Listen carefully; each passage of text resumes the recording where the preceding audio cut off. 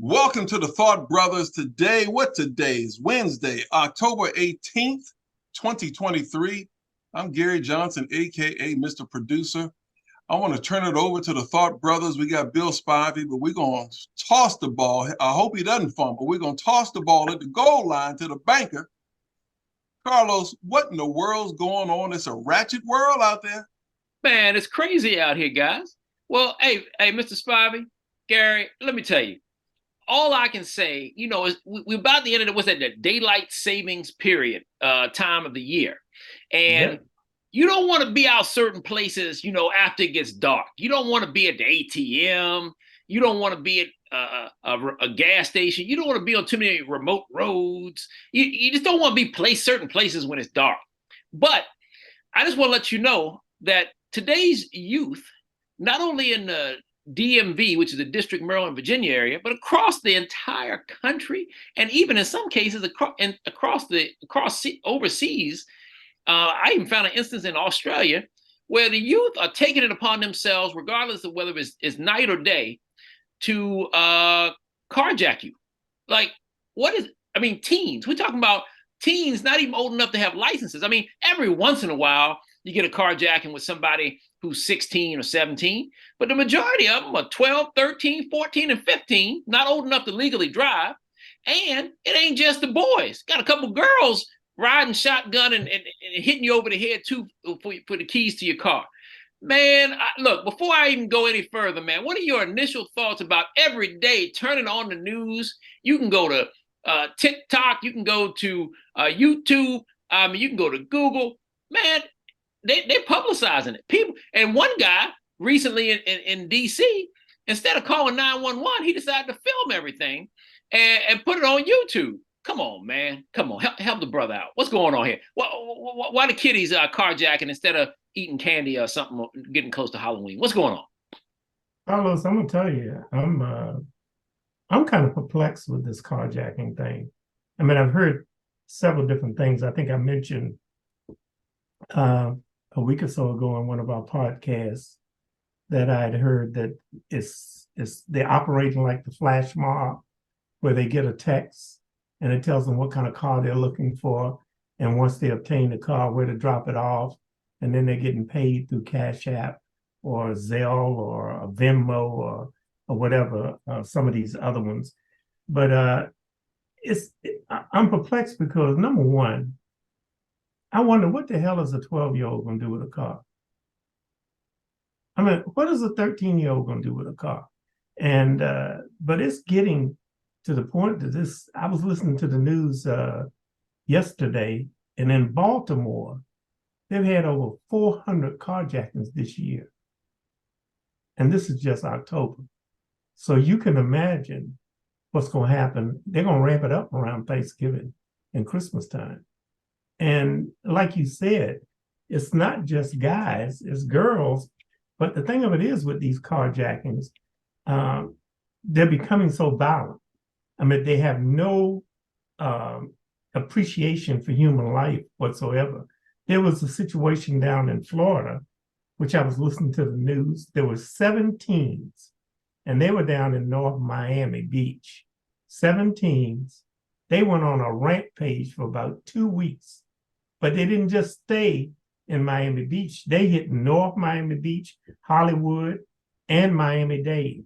And these are 7 teens, age of 16 to 18.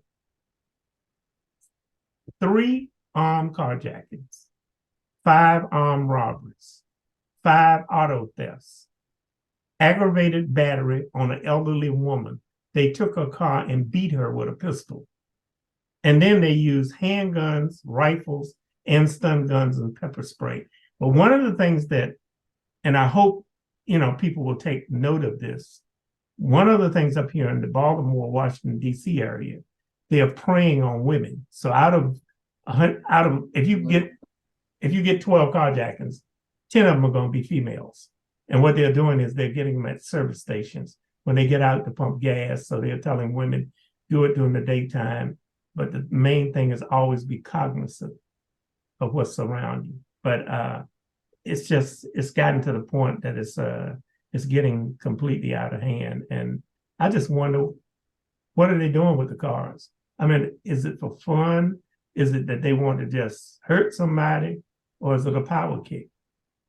Well, this is crazy. I was just looking at some information here, and the top 10 states with the most number of motor vehicle thefts. Now, keep in mind, if anybody is unaware of why we have more carjackings in the 21st century as opposed to the 20th century, there's something called a computer chip in your key that was installed in the 21st century for automobiles to prevent auto thefts. Remember, prior to 2000 or 2002 or whatever it was, you could take a screwdriver almost in many cases and slam it into some cars and start it up.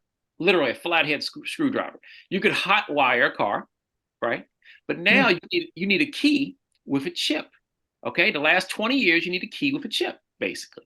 So that's why you have carjackings, because they can't just put a screwdriver or put a couple wires together and take your car.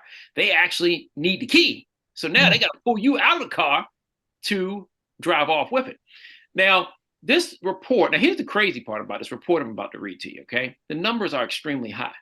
And this report is through is over a year's worth of research between 2021 and 2022. We all know the last year has gotten worse, but the top 10 states with the most number of motor vehicle thefts, 2021 through 2022. Okay, so that's the data period. Number 10, how about this one? Georgia. 26,529 thefts in the state of Georgia? Good Lord, man. New York State, 28,292. They come in at number 9. And number 8, Missouri, 29,345. Okay. Ohio, number 7, 29,913. Illinois is number 6, 38,649. This one is surprising, right? Because when you think about Georgia, you're thinking maybe a major city like Atlanta. You're thinking New York, you're thinking a major city like New York City. You're thinking, Missouri, you're thinking a major city like maybe St. Louis or Kansas City. Ohio, you're thinking probably Cleveland or Cincinnati. Illinois, you're definitely thinking Chicago, right? Most of these, it can happen anywhere, but it's a lot of it's happening in these major cities. So this one is a shocker at number 5. The state is Colorado. Is it that much going down in Denver or Boulder? But 42,237. This sounds almost astronomical. Florida, 45,973. Okay. Washington, 46,939. That's the state of Washington. Texas, 105,015. So 105,015. And coming in at number 1, good old California, 202,685 motor vehicle thefts over the course of a year between 2021 and 2022. The crazy part is the DMV, District, Maryland, and Virginia didn't make the list. And we know it's going crazy in Baltimore and DC right now. So I really don't understand. I thought it was just an isolated incident or a situation in maybe the DMV. But after doing research, I think I sent you guys some videos or text communications by about, what was it, Memphis, Minnesota, not too far from Minneapolis, but Minnesota. There was one, another state that escapes me right now. Oh, it was Chicago. And then how about that one? Australia, international. Same story. The guy just had an Australian accent. The guy's in Australia, I guess somewhere near Sydney, near the major cities or whatever. And he says 4 teens walked up and tried to steal his family's Audi SUV with the wife and the baby in the car. I guess he was at a gas station trying to get gas or something. And he said, this is ridiculous. He said the exact same things in Australia that we're saying here. Somebody has to do something about this. The police have to do a better job policing. It was the same story, but in a different continent. So before I was about to run off and start blaming governors and mayors, but we got not only a local problem on the East Coast, we got a national problem and maybe an international problem. I don't know. What are you guys' thoughts on that? It's crazy. Well, I hope you can follow up on that because I'd be interested to know what the penalty, what would be the consequences when they catch those guys, because I think Australia's judicial system might be a little tougher than the United States judicial system. yeah, we got people who in the US, the companies tell them can't do anything. And if you do something, the few people who have stopped shoplifters, looters, carjackers, some of them have been fired for stopping them. And so, I mean, maybe I'll quote one of the great philosophers of our time, one Chris Rock. I'm paraphrasing. I love black people, but I hate niggas, and niggas have got to go. There's no accountability. I hate to say it, but there's no accountability. There's no excuse for some of the things that we're seeing. And I hate to say this, but going back, looking at a lot of the carjackings, it's black on black crime. Yes. They don't go up in Georgetown and carjack no cars. They don't go to Chevy Chase and carjack no cars. Yeah, I would say yes, definitely people of color on people of color is the majority. But don't sleep on it though. There's a few Caucasians out there. Oh no, they out there looting. Oh no, they will. Unfortunately, the majority is people of color. Unfortunately, they'll tighten up an Uber driver no matter what color he is. How about that? That? Uber, Lyft, and Instacart drivers. Yeah, they'll take their cars too.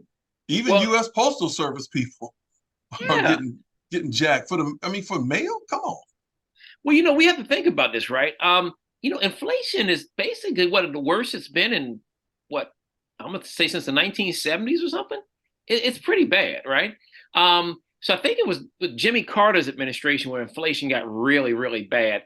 And look, I was in elementary school, so all I know is I know people talking about. I kept hearing my parents and people talk about inflation, and then what was it? The gas, oil issue where the cars would line up at the gas station for about a mile trying to get gas. All this crazy stuff, right? So you're thinking about this, and I'm thinking about it now. I'm like, what is going on? I mean, inflation is really bad. I mean, when you think about inflation, at one point this year, weren't like what's a dozen of eggs like $5 or $6 at one point this year or something crazy? Oh yeah. So is that driving? Is inflation? Because when the federal government raises interest rates to prevent spending, okay, that's going to prevent people who have the ability to buy homes and buy cars because their credit's good enough, or if it's not good enough, they can't get the rate they want to get, okay. But if those people already have enough money to buy a house or a car, or have the credit to buy a house or a car, that slows them down from spending money, okay? Also, you think about interest rates affect credit cards and loans. If you make $100,000 and you need to borrow $10,000 on your credit card for some unexpected moving expenses, auto repairs, whatever, you're paying more on your credit card, but it's not like you were starving in the first place if you got a six-figure income and you had good enough credit to get a credit card. So I'm thinking that the interest rate increases that we've had to try to slow spending has not helped the right people. It's just basically causing people who have money not to spend it and save it to try to get better interest on it. And so it's done nothing to really help the people who could never afford a house or a car or can't get a credit card and they pay cash for everything. Those people, it hasn't helped. And a lot of these young kids, if they're the kids of parents who unfortunately are going through tough financial times, they're going to find a way to get a new pair of Air Jordans. They're going to find a way to get what they want. And they're using technology to their advantage. Now, the problem is they're using it in a negative way. I did a piece of research, and I think you guys, I sent it to you guys as well. And I was like, why are youth involved in carjackings? And the answer I came up online was it's a crime of opportunity. A thief searching for the most vulnerable prey. Sometimes it's the first step in another crime. For some young people, carjacking may be a rite of passage, a status symbol, or just a thrill. Cars, especially luxury ones, provide quick cash for drug users and other criminals. And the kids, they're taking the bait. I mean, how do we stop it? How do we slow it down? How do we stop it? Because we're seeing this. I mean, this can happen to anybody. Like you said, you don't have to be in necessarily a bad neighborhood. Because remember, the kids, they're pretty smart. They want a Cadillac Escalade, or they want a Jaguar, or they want a BMW or Mercedes. If they live in a neighborhood where they don't see those cars, unless it's a drug dealer, then they ain't gonna rob a drug dealer in most cases. They're gonna go to the neighborhoods where those cars actually exist, or they're gonna be at the shopping centers and the gas stations where those cars pull in at all hours of the night. You got people who get up super early in the morning to go to work because they're engineers or maybe news anchors or something. They're driving these fancy cars and they pull into a gas station at 4 or 5 in the morning. I mean, it could be anybody. So what do we do? I mean, do we even have a recourse on this? Well, what do you think? Well, Carlos, I guess I don't want to say this. Go on, Spivey. Go on. Get it out. Get it out. I know what you're going to say. I know what you're going to say. These foreign countries, they don't have these problems. Show me the hand. And not all of them. I mean, how many carjackings you heard of in Japan? How many carjackings you heard of over in London? You don't read about carjackings. And it's because of the laws. And I will say this, and I will continue to say it. It's kind of like, that old saying, when you get in somebody's pocket, when you start hitting that pocketbook, it gets their attention.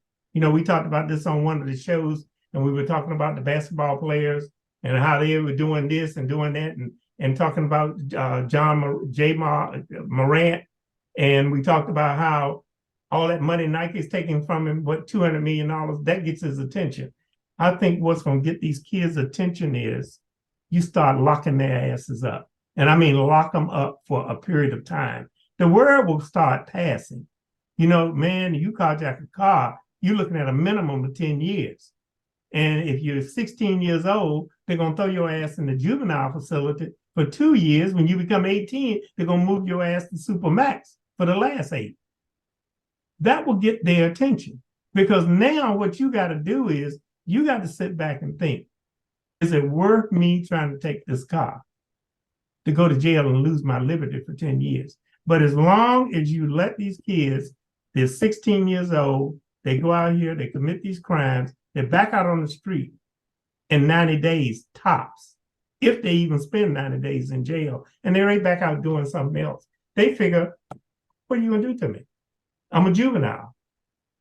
And until they start tightening up these laws and taking away their freedom, it's kind of like a parent. You take a kid's cell phone, he's gonna be climbing the walls. You take his iPad, he's gonna be climbing the wall. So you start taking these little kids' freedom away from them, you'll see it reduced. But otherwise, nothing's gonna happen. And personally, I don't think the laws are gonna change, because what are we on our 3rd round right now of trying to get a Speaker of the House?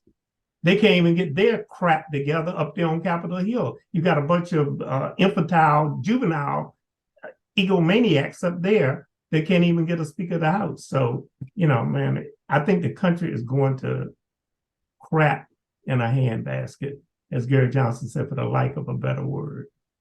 Man, we sound like the dudes in the balcony on the Muppet Show, man. we are telling, but you know what? Then you're going to get softies who say, we got too many people, or these young people in jail. They're overcrowded. We can't afford to house them. So we got to let them go. That's what happened in California. That's why it's happening in California. Up to what, $900 some odd dollars? Nothing happens because there's too many people. They don't have enough room for them to incarcerate. So they just letting them go. It's nuts. So you know what I said to that, Gary? Let's hope that they don't carjack your ass one night when you at a service station, yep, or your mother or your father. If you don't have room enough for them, you got how many buildings we got in DC that are abandoned? Government buildings that are closed down. You make room, you find room. Yep. But what happens is when you put them back out on the street and they do couple of small things, and they get back out in 2 weeks or a week, Well, they figure, well, I can graduate now, and they increase it. It's like anything else. If you don't do something, it's going to continue to escalate, and they get No, more confident. Carlos nailed it early on. It's a crime of opportunity. Why do they do it? Why are they looting? Because they can. Yes. Yeah, the guys who are paying them, like you said, they probably, like you said, don't even see them. The message comes through text. They drop the car off. They pick the cash up somewhere. And the people who are doing it are getting these kids to do it because they know they're probably even telling them, look, nothing's going to happen to you if you do this. You can get a slap on the wrist.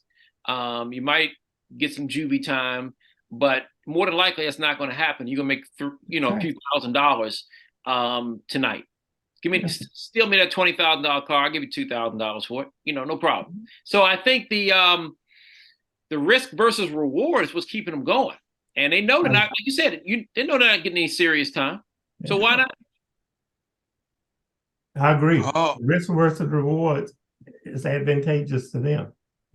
I once heard a man say one time, I'll go to jail for 2 years for $10 million because when I get out, I got $10 million. $10 million. but he said, I ain't going to jail for $10,000. I know that's right.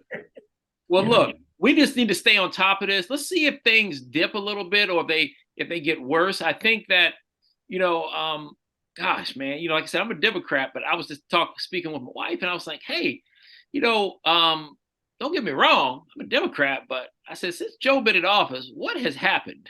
What do we have to show other than inflation, increased gun violence, and now increased carjackings? And then I said, you know what? I take that back. I think he did get rid of student loans for some people. Student loan debt. Yeah, student loan debt. So I'll give him that. But at least my man Obama got Obamacare. And we didn't have crazy inflation. I think the inflation is really driving everything. I think it's the root cause. People simply need more money, and they don't need just more money. They need a lot more money. They don't need $20 or $40 or $50 more a week. They need hundreds. I mean, I'm gonna tell you something. I go back to when I was a little kid. Okay, I'm gonna say in 1976. 2-bedroom apartment cost about $300. Okay.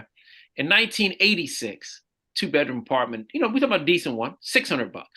1996, about $900. 2006, about $1,200. You see, it's pretty much. I watched this from the time I was a little kid to growing up, and then you get to 2016, and it went from what I say, 3, 6, 9, 12. 15, went to about $1,800, and then between 2016, since then, that same 2-bedroom apartment about $2,500. It didn't go in a $300 increment. Right. It went up much more. So it doubled. It went from like a 600 from 19 or 18 or 19 to 24 or 25 for a 2-bed. It doubled. So the rate of inflation has been there for the last 40 years. And I think that's when I think we spoke about it earlier when it really started happening. It's back. It's back at a rapid rate. Like people just simply can't catch up.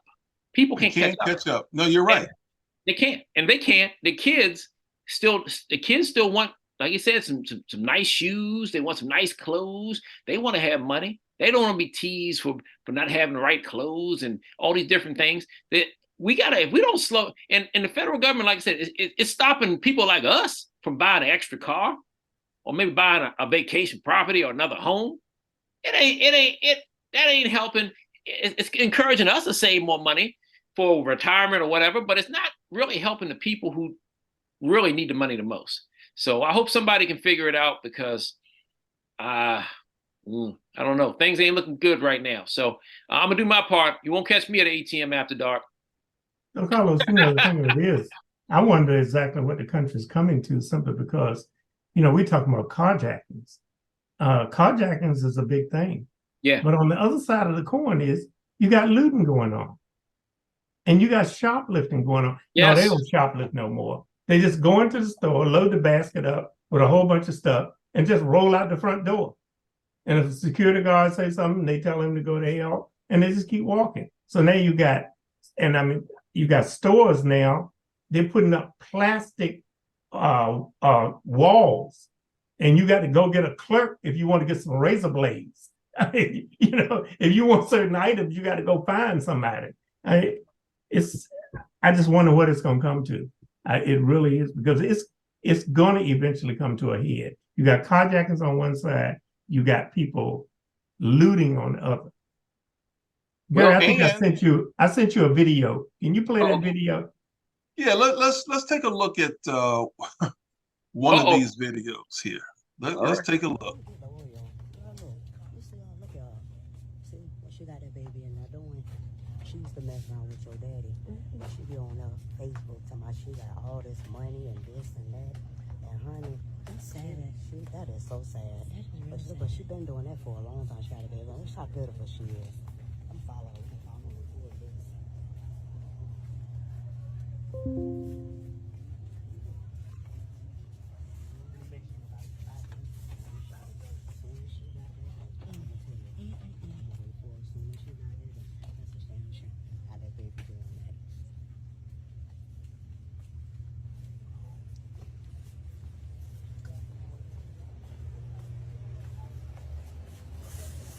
Hey, she got that baby stealing and walking out the door with that stuff. Girl, you don't. Why'd you follow me? You pitiful. No, you pitiful. You still beating about the man from years ago. You gonna Sure is.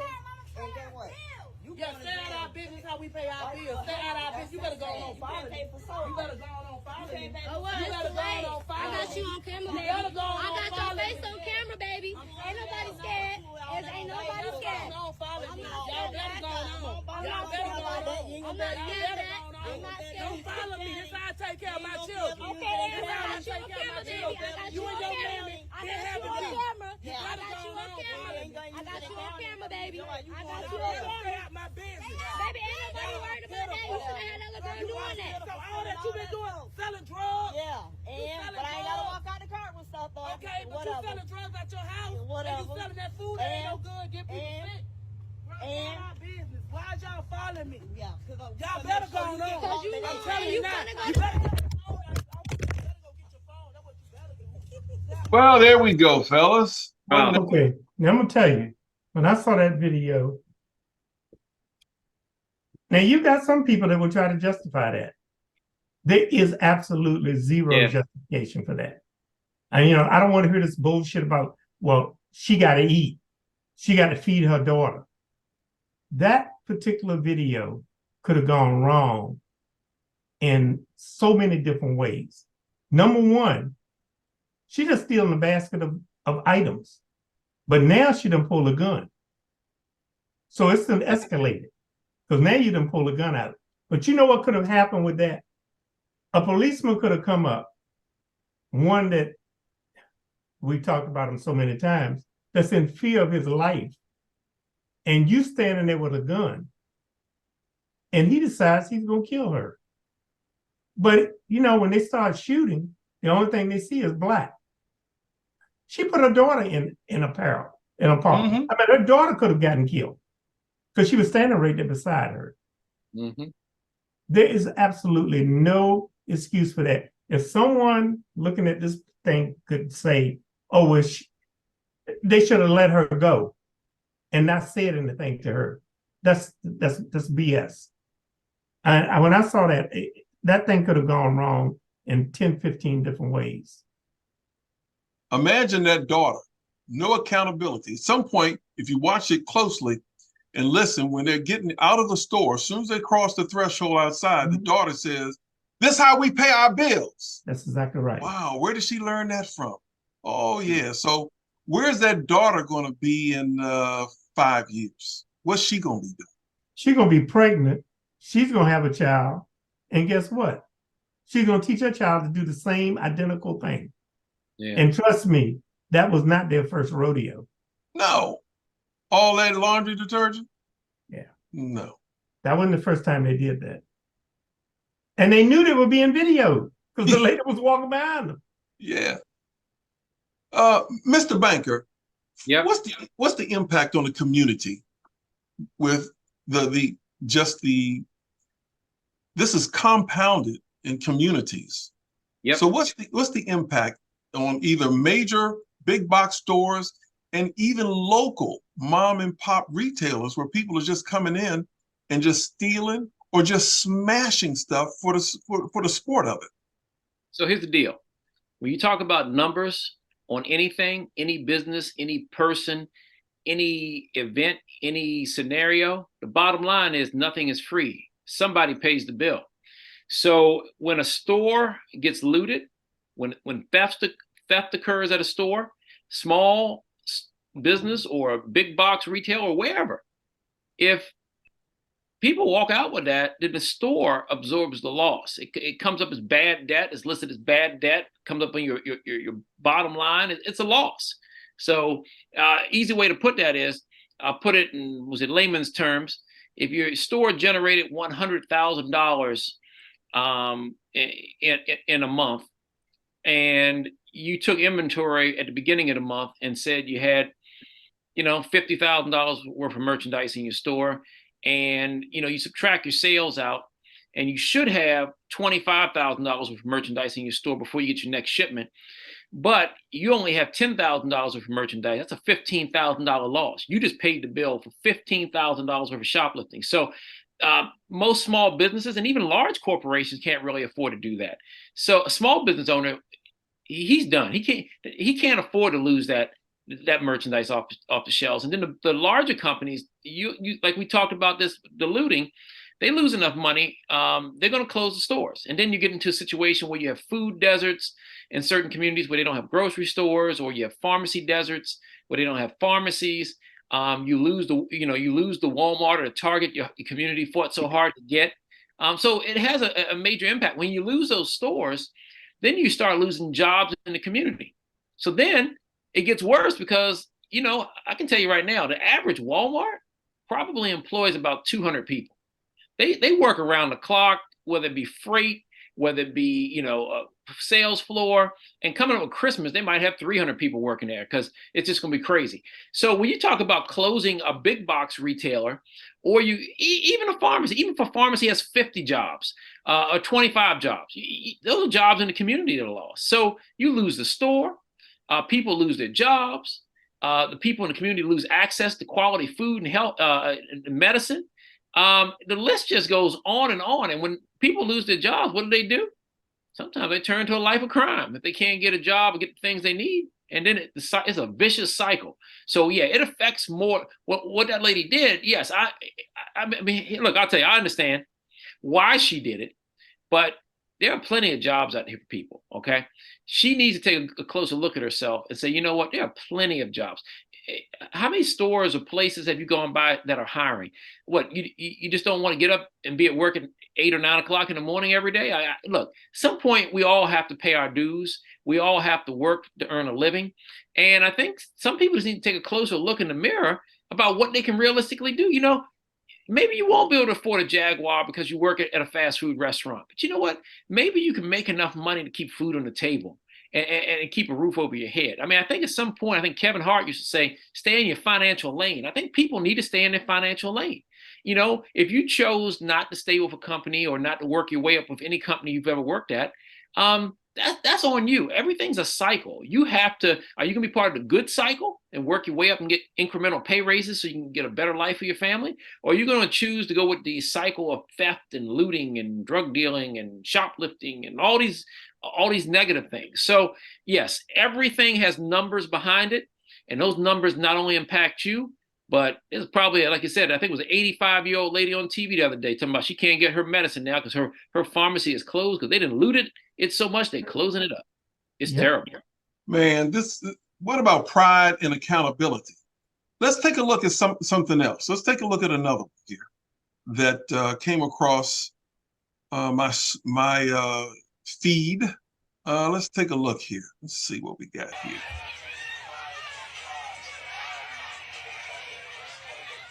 Okay.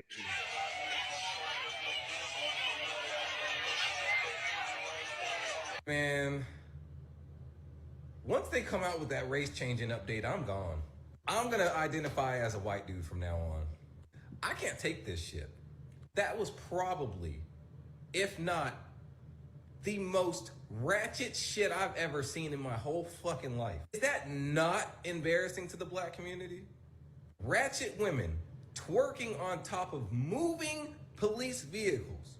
Man, what they need to do is take Chicago and just build a fucking brick wall around that shit. But black folks, they don't see nothing wrong with that shit. You see all of them standing around watching, putting it on video. They like that shit. I'm embarrassed. That shit is embarrassing. If you're black and you see this video that I just posted and you don't find that embarrassing, you're part of the problem. Nothing that I just showed you is cute. Nothing I showed you in that video is sexy, nor is any of that shit classy. Man, fuck it. I have one question. Go ahead. In the words of Chris Rock, only 3 on top of the police car? Only 3? They could have got at least 6 up there. Come on, man. They could have got at least 6.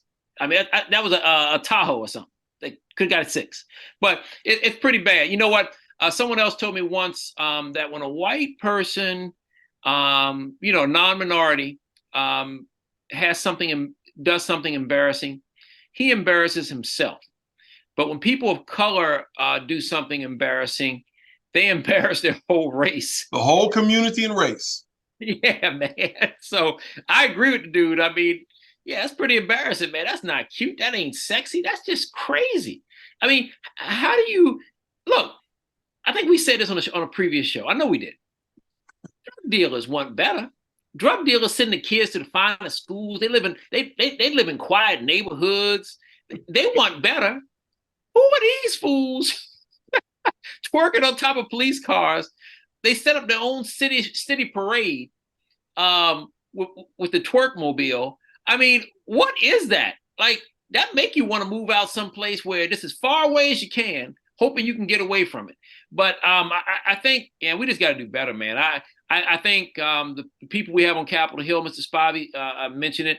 They can't even elect a speaker. We got congressmen yelling I think one guy was holding a baby and yelling in the hallways of Congress this week or something. The guy from New Jersey, I believe it was. And I don't know. He's got charges against him. And it's just everything's just crazy right now, man. I mean, I even heard they're trying to pass a law or they've changed the dress code where I think some of the congressmen are just starting to show up now in this casual clothing to lead our country. Now, look, maybe I'm just a traditionalist, but I just believe that you should look the part of your job. You don't even dress for the job you have. You dress for the job you want.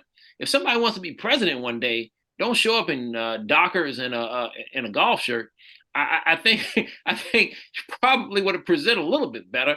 I mean, if you're a doctor, don't show up in sweatpants and a t-shirt. You better show up in looking with some scrubs or a white medical jacket or something. You ain't working on me. So I think sometimes, perception is reality. And the perception, whether it be on the streets of Chicago with the twerking or if it's on Capitol Hill, perceptions just aren't too good. So the reality is not good right now. You know what? I'm gonna say something real quick, and then I'm gonna throw the long ball, 4th and long, to Spivey. Okay. All right, let's do it. I'm gonna let him spike the ball in the end zone. But this video of women twerking on a moving police vehicle and proud of it, that's somebody's mama twerking on a car like that. And like I cannot disagree with anything that Alpha Wolf said. He and another guy named Jeffrey Mead, if you look him up, they break it down. But the bottom line is accountability. Where is it? A lot of folks don't have it. It's 4th and long, hut. I'm going back. I'm throwing the Hail Mary. All right, there we go. Going for Spivey. Go ahead. Well, the only thing I'll say to that is a couple of things. There must have been 2 brothers driving that car. Because if it hadn't been 2 brothers driving that car, they'd have probably been in fear of their life. And they may have accelerated at a high speed. And they may have been working on the concrete. I don't want to keep beating a dead horse, but I just don't know what the world is coming to. I mean, people were out there and they were celebrating that. They thought that was funny. And when you get a crowd of people like that, that think something like that is funny, that's just total disrespect for the police. And you know, the bottom line with that situation is, if that policeman had taken off and thrown them off the car, the police department would have been sued for a whole heap of money. And you would have had Black Lives Matter walking in the street saying that you violated their rights. Oh, don't forget the looting. Don't forget the looting. Oh, well, the looting, they said, I think the woman from Black Lives Matter, I can't remember her name, Fields now, but she said people got to eat. And then she said something that I can't even conceive that somebody would say something like that. But she said, we're owed reparations. And so they're just trying to take back what was taken from them. I think the reparations was supposed to be 40 acres and a mule. I don't know if there's no acres and no mule and no Apple phone store when you go in there and take displays or whatever. It's just, it is getting out of hand. And like I said, people try to make justifications for stuff. We had a situation, I think, Gary, you brought it up a few weeks ago, where the guy goes into a dollar store, pulls out a gun, and he's gonna loot the store. He pulls out a gun, the security guard shoots him, and his sister is suing the store because she said the security guard should have called the police. Yep, didn't have to shoot. I guess what the security guard should have did was pull out his cell phone and call the police and gave her brother the opportunity to shoot his ass. This is what I'm saying. You have no idea what the heck this country is coming to. And and back in the day, who would ever thought of getting on a police car? Never. I mean, back during the 60s, when you had the riots going on, when people were trying to sit in, I don't know if you all remember, People's Drugstore, trying to sit in the lunch counter, sit in. When the riots were going on, Black folks didn't sit on no police car. Yeah. You just didn't do that. Look, my best assessment of what's happening in the world today, I think this is a generational gap or misfit or whatever you want to call it. Like, I mean, I don't know why. I liked history coming up. That was my best subject in school. And it looked like something happened like with the men, and I guess some women who came back from, mostly men. Back then it was mostly men because women stayed and ran the factories during World War II. But when the men got back, there was like a technology boom in America, okay, in the world, okay. And so that generation of the 40s, they came back. And then I'm not going to say not too much happened in the 50s, but, if you like Greece and stuff like that, that type of lifestyle, that's what sort of happened in the 50s. But then you get to the 60s, and then technology sort of took over again, and we're like trying to get to the moon, and, you start to see things a little bit differently, and color TVs are coming out, and, things are changing again, right? Then you get to the 70s, and if you like Farrah Fawcett and you like Richard Pryor and entertainment was a thing, but it was never, to me, from what I've seen, it wasn't really anything major that turned the world up. Then you get to the 80s, and you got these guys like Bill Gates and Steve Jobs. They start coming on the scene and they start doing a deal. Then you get to the 90s, right? And, beginning of the 90s didn't have too much happening. The end of the 90s, or late 90s, you see the dot-com boom starts to happen, right? And that's another generation that sort of carried us into the beginning of the 21st century. The point I'm getting at, the current, I guess the 2020s? I'm not too sure about the 2020s right now. I think the 2020s are starting to fall into one of those generations where ain't nothing too much happening but a lot of nonsense. I mean, we might have to wait for the 2030s for the next great set of leaders to pop up. At least I'm from the 80s, at least high school and some college from the 80s, and I can say I'm part of the MTV generation and the Steve Jobs and Bill Gates generation and stuff like that. And I know, it's just a lot of different things that sometimes you have generations that just don't get it. And then you have some generations to get it. And that doesn't mean there's brilliant people in every year since the beginning of time. But sometimes you get some generations that just have, issues that supersede anything else that's going on. And I think we're in one of those. And the crazy part about this is it seems to be teenagers that are causing most of the melee. Now, don't get me wrong, the Congress people, yeah, they're not representing too well. But the biggest issue we have right now is teen crime in America. They're stealing the cars. They're basically, and again, it could be the smarter, older criminals just manipulating teens, but they're doing a heck of a job at it in a bad way. So I just think that with all the crazy things that are happening in the world, we just may have to wait for the next great generation to come along in the 2030s. I hope this will be over. This nonsense will be over soon, but it's just a lot of nonsense. What are you guys' takes on that? Carlos, you went through the years. If you think back, things start changing with the advent of social media. Mm-hmm. That's what changed. Bam. You got it. You got it. I told you, touchdown. I told you, I threw the long ball to Spivey. I told you, we're good. We're good. And you're right. Once Zuckerberg came out with that social media, and that took a hold of things, and it just went crazy from there. I remember back in the 80s, I had a cell phone. I think I paid $2,000 for it, and it was in a bag, and you had to put an antenna on top of the car, and I'd be riding down the street, and if I'm talking on the phone, people pointing at you. He got a phone, And I remember during that time, AAA brought out a thing, and they said people who had cell phones had the least amount of accidents, because when you were on the phone, you were still looking. But look how times have changed. Yeah. And you think back of those years that you were talking about. Yeah. What did you do? You stayed in the house. You played in the neighborhood. You did this. You did that. Today, if you have a kid and he's sitting at the table, and you try to carry a conversation, good luck, because he's on the cell phone. You're right. I heard Gary say one time when his grandkids come, not in my they house. know the rule. When you Not come in to my the dinner house. table, the cell phone goes in the box. That's it. How many people do that? But that's where everything went to shit, is when you had social media come out, because this is the way these kids communicate. My wife and I one night, we were in a restaurant.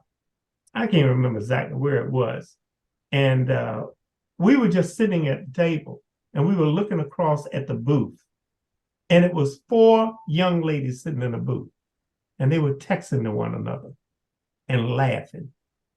And she looked at me and said, "Is that crazy?" And the girl was saying, "Did you get the text I just sent you?" "Oh, girl, are you crazy? Oh, let me text you this back." And they were sitting in the same booth. Now, what does that tell you? Crazy. So all of that chronological stuff you gave us, it changed when social media started. You're right, and you're right. You nailed it. That you nailed it, man. That's it. That is the X factor of pretty much everything. So, hey guys, you know what? I think we just have to maybe do a follow-up show on carjackings and looting and see what's going on with that. But before we leave tonight, I just wanted to see if we can talk about some positive things. Some positive things like there's going to be a head coaching job in New England next year, and we're hoping that it'll be a brother. But anyway, I'd be in minority. But good luck with that. I'm just saying. Bill Belichick, hey, look, been a great coach up in New England, but from a sports perspective, man, he's been getting blown out the last couple of weeks. And again, we talked about the Rooney Rule, about interviewing and hiring minorities. 20 years ago, we had 3. 20 years later, we got 3. So hopefully, we get some opportunities for some qualified individuals to take over for 70-plus-year-old coaches that are starting to lose by 30 points a game. We'll see. I mean, he won his 6 Super Bowls, but I think we do give Tom Brady a little bit more credit, because Tom was terrific while he was in New England. I mean, he got 6 Super Bowl wins. And what did they do? They went to like 10 Super Bowls or something crazy. They lost a few, and he still got 6 rings. So And he went to Tampa Bay and got a 7. So I think that, I think everybody's got an ego when you get to the big time entertainment industry, whether it be sports or acting or whatever. And Bill Belichick, I think, he's done his deal. I'd like to see him ride off with some dignity. I don't want to see him go out like Jimmy Johnson and Dan Marino in the late 90s, where it was like a 50, I think it was 50 something to 14 or something crazy. But what do you guys takes on the master, Bill Belichick, not looking too good these days? I mean, well, he's certainly, I guess, the Vince Lombardi of our generation in terms of what he was able to do. Also, he was also, I guess, very good in his development with in New York as a defensive coach, and he had Lawrence Taylor, which also helped. But no, you can't take anything away from it. But I also think Tom Brady was a significant part of his success, whether he wants to admit it or not. Yes, it's going to be interesting. It's going to be interesting to see what happens in New England, because I didn't realize until recently, I found out Belichick is the general manager and the coach. So he runs the show. He decides who the offensive coordinator is going to be, the defensive coordinator. He decides about the draft picks of who they're going to bring in and that type of thing. It's going to be interesting to see what Robert Kraft does. I think he may take one of the duties away and may give him another year as coach, but take away the GM part. Carlos, I think you got wishful thinking if you think that the number of African-American coaches is going to increase to 4, and that 4th increase is going to be in New England, Dallas, or Washington, D.C. It's wishful thinking. But I think he may survive and go out, go out on top. But from everything when you hear something, the first time you hear it, you say, yeah. It's a rumor. Second time you hear it, it may be true, but then you hear it a third time. And what I've heard is that Brady did not want to leave the Patriots. Belichick wanted him gone because Belichick wanted to prove that he could win without Brady, because it was always Brady, and Belichick. And so I think he found out that it's a little difficult to win without Brady. But you got to also remember, when Brady was there in New England, Brady had a lot of support. He had his boy, tight end. He had Ellerman. He had a lot of support when he was there. And Belichick does not have that for Matt Jones right now. And so that young boy is struggling. So maybe they may take the GM. If they take the GM job away from him and they can get some people in there who they want, who can develop that team, he may go out, with dignity. But right now, if he leaves, my mother used to always say, people don't remember the good things. They remember the bad things. And well, how about this? Remember that he went out as a loser. Well, here's my bold prediction. Robert Kraft obviously has worked with Bill Belichick for 25 years or whatever it is now. Yeah. I think he loves Bill Belichick. So here's my bold prediction. He keeps Bill Belichick in the front office somewhere, team president, vice president, and he, consults on everything, but he brings a new coach and general manager in. That's my bold prediction. I won't disagree with that. I got no problem with that. Yeah, I got no problem with that. But I think he's going to stay. I think he'll keep him in the organization, and that would be logical to bring in a new coach and let Bill Belichick go up into the front office. But from what I've seen with NFL and these owners, where's logic? Well, where's logic? Yeah, I don't understand their logic with some of the things that they do. Well, like I said, again, I know our time is ticking, but I got to go from, where I'm going, right? From the NFL back to college football. Come on, man. Prime time. Come on. What are we looking at, man? 4-3? Hey, look, he's both been 5-2. What? I heard he was up 29 nothing on Stanford, man. What happened, man? I stayed up till 2 in the I'll put morning. it like this. 2 in the morning for What that, I'll man. say to that is, I called Gary Johnson at 2:15 in the morning. And I answered. On Saturday morning, and I said, do you believe this? And you know what the word was. 29-0 at halftime. 29-0. And in the fourth quarter, the score was 26-29. But I still believe because he's done a lot of good things. Things. Colorado won 1 game last year, right? That's it. When he won 2 games, he was already a hero. That's right. They won. They go 1-11, and I mean, when he won 2 games, he was a hero. But the bottom line is, if Deion doesn't win another game, guess what? Colorado's stadium is sold out for the rest of the year. It seats 60,000 people. I think last year, with their 1-11, they may have had 6,000 people. Now they got 60,000 people, and they said they will become bowl eligible, and Deion will be in a bowl. He's already 4-3. Okay, they got 5 games left. They will win at least 2 more games to be bowl eligible at six wins. I think more than like now. Here's what the problem is: UCLA has gotten better since the beginning of the season, and Utah was already ranked in the top 10. So out of these remaining 5 games, I'm going to call Deion for winning 3 and losing 2. He's going to end at 7-5. He'll get a bowl game at 7-5, and he'll bring in millions of dollars for the bowl game. Yeah. Yes. So and you know what? And I think Colorado will only get better next year. Now, what 7-5 means is Deion is staying in Colorado 1 more year.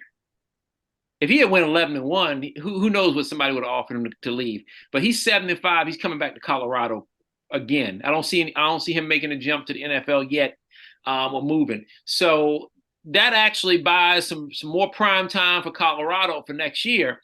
They're gonna go 7-5. They're gonna win the bowl game. They're gonna end up 8-5, and he's gonna get better recruits for next year, and they'll improve by 2 games. My early prediction is he'll win 10 games next year. Okay, that might be with a bowl, but he'll get better, steadily better each year because he's going to have the best recruits in the country. They're going to want to play for Coach Prime. So I just think Colorado's just going to get better and better. His son, because he's already making what $5 million a year or something in endorsements, is probably going to. It's probably going to 5.9. That's wonderful as a college student. I was just trying to make, I think, $5 an hour in the mall. But anyway. He's making $5 million. Okay, 5.9. So we're looking at this. So if his son comes back as a senior, because his son's a junior now, if I'm not mistaken, he comes back as a senior, Colorado should improve even more. Now, unless again, because they're 7-5 and not 11-1, that probably means his son comes back to Colorado. He's making good money. He's a star. And he can improve his draft position because it's not like he's not making any money now. He's making $5.9 billion. So yeah, so Deion and his son come back. They get better next year. But those are my bold predictions with prime time. Carlos, I say to people, and I talk to friends of mine, I don't know why anybody expected Deion to come into a program that won 1 game last year and win 10 games this year. I mean, just be realistic. I thought, I thought he I was going to call you out. You said 11-1. I thought he would flip the script and go 11-1. And you said 10-2, and I think Gary said 10-2. But it's inconceivable for anybody to say, oh, well, he's going to come in and he's going to take a program that went 1-11 and turn around and make it 10-2. That's just not going to happen. But I agree with you 100%.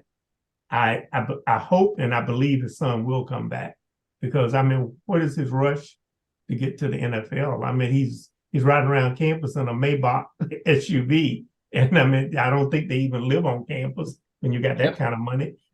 Travis Hunter, I think he got 3.5 million. I mean, all these guys, the guy from UCLA, that's from DC, You mean Yeah. USC? Yeah, USC. I think he got $3 or $4 million. It's this new thing called NIL, and that's where they get paid for their name.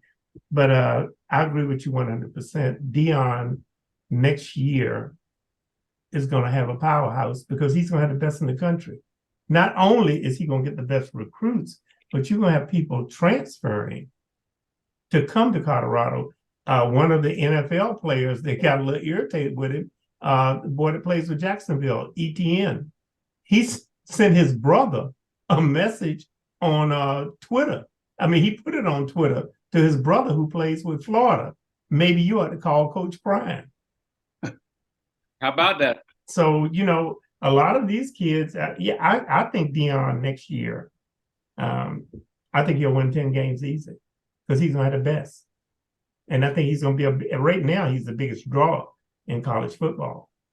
Yeah, he is. He is. It's inconceivable for people to say, well, he didn't have a winning season. The first year he went to Jackson State, I think he won every game except 3. And then the second year at Jackson State, he won every game. He didn't lose one. I think All right, fellas. The same thing repeated at Colorado. We gotta wind it down, but I'm telling you, I like these predictions. I'm gonna sneak in here at 8. You believe 8-4. I still believe. 8-4. 8-4. Well, we'll see how it works out. Ladies and gentlemen, we've had a good show. As always, Carlos picked us up from the mat and gave us something positive to think about, because let me tell you, we were drowning there for a while. But Spivey hit it when I threw that long ball. He hit it. He nailed it. He nailed it. Yeah, he didn't bobble the ball. He got his toe tap. He held it. So that was it, man. Woo, social media. Ladies and gentlemen, until next week, we are the Thought Brothers, and we are out of here. All right. Have a good week, everyone. Have a good night. Good night.